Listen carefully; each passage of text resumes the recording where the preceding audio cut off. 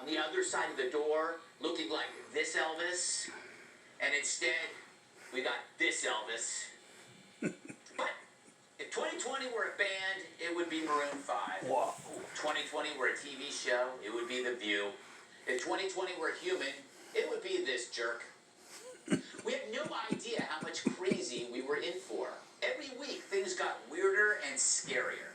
And just when you thought it couldn't get more chaotic, there was still room for more crazy. You know how TV shows would do predictions at the beginning of every year? Let's see how we did. Fortune magazine, which sadly isn't a magazine devoted to Wheel of Fortune, Terry, has taken on the awesome task of making some predictions about the year ahead. Some highlights. They expect turbulence in the world economy, but nothing like the crash of 2008. They think Quentin Tarantino may finally win a Best Directing Oscar, and he should. I like to look towards the future, just assuming general gloom and doom. How many more apples? Wow, I really did lose a lot of weight, like half a person. Anyway, that past glimpse offered absolutely nothing to this present show. I got dumber actually listening to it. And the guesses weren't even close. But who could have predicted the stuff that would really happen? Who could have predicted schools would be closed and you'd be stuck inside the house with your kids all day? Working from home, too, if you were lucky, but with no pro sports to watch. And also, soccer. Can't go to the gym anymore? Yep, I was back to lifting socks filled with sand and teeth. If Tyrus had predicted social distancing, we'd be like, what are you talking about? It'd be the same if Kat had predicted a global shortage of toilet paper, which leads to videos like this.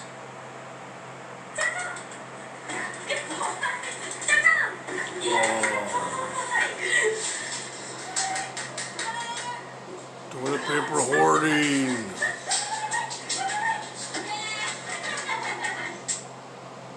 The world's going to hell. No one predicted any of this. That so many things would be canceled. Basketball, baseball, hockey, proms, graduations, comedians, movies, statues, cops on TV, and cops on the street. Yeah, that was the next wave of crazy. Defunding the police. Did anyone think we'd be having that conversation? Especially after all the looting and the destruction? Now all the outrage is united by one theme. Discussions over. Dialogue's now replaced by violence because the loons have no realistic demands. Defunding the police? You're just asking for a no. And then if you do, it's never enough, is it? So you saw media defend lawlessness as protest. Of course, when the riot gets too close to their homes, they call the cops. It was a surprise. But if you want to see a community without cops, we just got a glimpse. Take that autonomous zone in Seattle, where cops weren't allowed. First they called it the Chaz. Now it's the Chop. Either way, they built a wall and walked the streets armed. In short, they became, briefly, Republican. All they needed were golf clubs. Except they did it wrong, on other people's turf. The moment you allow trespassing under the guise of protest, man, that guarantees trouble, because if local government allows that, as it had, it's going to pit citizens versus the mob. So everyone in the media defending criminal behavior, they end up ushering in a war that we didn't see coming. Especially if they then mock the public for trying to defend itself from the criminals. The elites are laughing at you as they protect themselves. But I'm glad the zone was tried, so the rest of the idiots see how a society works without police. It doesn't. And we still got the virus among us. Just when some parts of the country are starting to open up again, other parts are reclosing. We've experienced life without our freedoms, and it sucks. We want it back. But with freedom comes responsibility, we know that. So keep washing your hands, wear a mask, be mindful of grandma and others at risk. That way maybe we can stop the virus, but not the craziness. Because on top of everything else, it's an election year. So the good news, 2020 is half over. The bad news, 2020 is only half over. Welcome tonight's guest. He went from detonator to communicator. Retired U.S. Marine Corps bomb technician and Fox News contributor Joey Jones. He'll make you laugh like a fat giraffe. Host of the quiz show on Fox Nation, Tom Shalhoub. Glad he shaved. She's pale, frail, and will end up in jail. Host of Sincerely Cat on Fox Nation, Catherine Grimm. And he refers to Bigfoot as a little fella. My massive sidekick and host of Enough Said on Fox Nation, Tyrus All right, Joey Jones. What's your thought on the year so far? Are you worried about the next 6 months? I don't know if I'm worried about anything other than college football right now. I am just sweating bullets on if my Bulldogs are going to get to play. But hunting season will come. I know no one will stop me from going in the woods and sitting alone. So Sports got I'm pretty good canceled. with it. Yeah. Hey, Tyrus, aren't we due for some good news? Like, it doesn't feel like it's coming? Coming? Yeah, we're due for some good news, like the Georgia Bulldogs are due for a national championship. It's just, it hurts. It's such. It can't rain all the time. There's light at the end of the tunnel, but the clouds are huge. The tunnels are really long. GPS cuts off in the tunnel. So, yes, at some point, we're going to get some good news. Yes. But it might be. Hopefully soon. The good news is that part's over. Yes. And then, right when you take a deep breath, I go, here's the new part. Enjoy.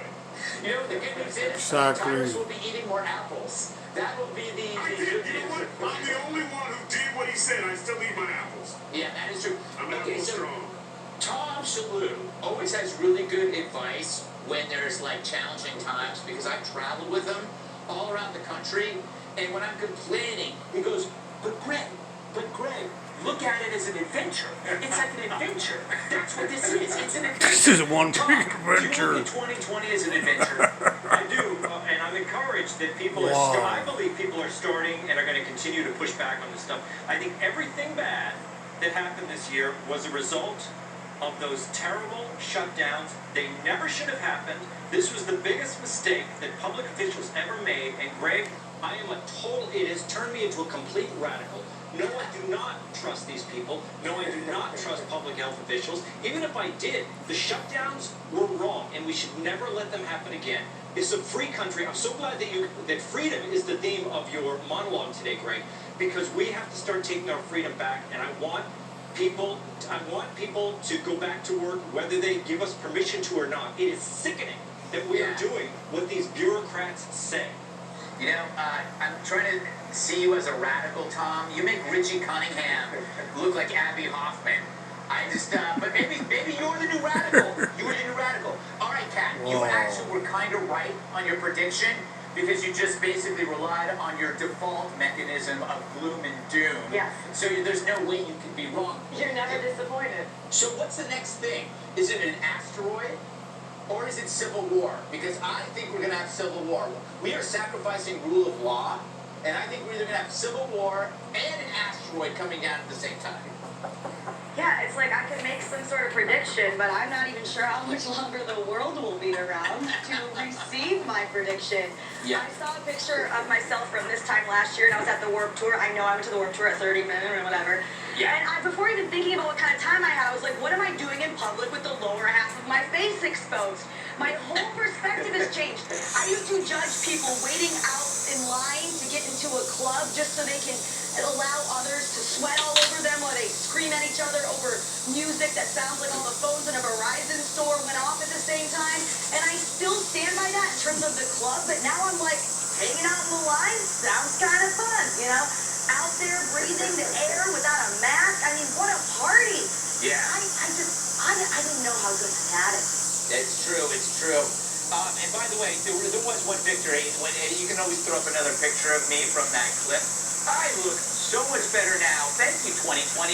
It's clear that anguish and anxiety makes me better looking. Amazing. All right, enough. We're just weeks away from my new book. It's called The Plus. It is fantastic. If you haven't ordered it, it's self-help for people who hate self-help. It's in the stores July 28th. You can pre-order your copy now. It'll change your life, maybe even temporarily. Available at ggutfeld.com and all major book retailers. Up next, looking ahead to the Trump-Biden face-off. Been busy. Gutfield.